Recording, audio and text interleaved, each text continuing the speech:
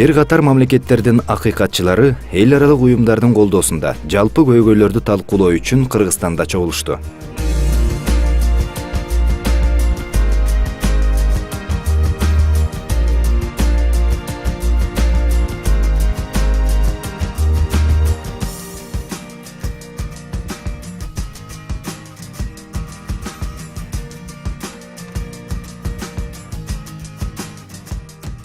Кыргызстандын баш мыйзамы жарандардын укугунун жана эркиндигинин гаранты. Мындан улам башкы миссиянын ишке ашуусун камсыздай турган тармак барбы деген суроо жаралат. Албетте биздин мамлекетте мындай тармак бар. Бул акыйкатчы институту. Ал 15 жылдан бери адам укуктарын коргоо үчүн парламенттик көзөмөл жүргүзүп келет.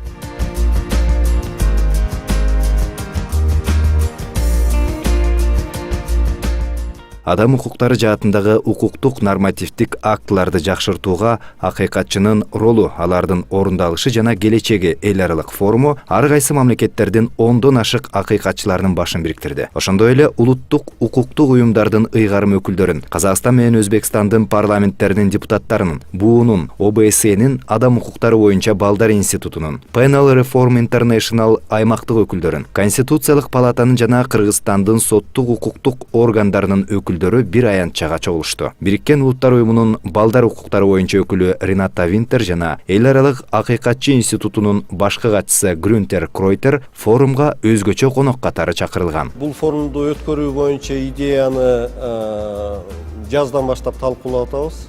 Акыркы 3 айда катуу даярдыктар болду. Негизги кыйынчылык бул башка омбудсмендердин иш графигине ушул күндөрдүн туура келиши болду. Мисалы Латвиянын, Татарстандын, Пакистандын омбудсмендери алгач келебиз дешкен, бирок өздөрүнүн ишине байланыштуу келе алышкан жок. Ошентсе дагы форумга 10 омбудсмен катышты. Форум является одним из тех мероприятий. Бул форум акыйкатчы институтунун маанилүүлүгүн жогорулатуу үчүн багытталган иш-чаралардын бири. Иш-чарага 15 өлкөнүн акыйкатчыларын чогулталдык. Албетте бул акыйкатчы институту тарабынан аткарылган эмгек. Бул жеңил иштерден эмес.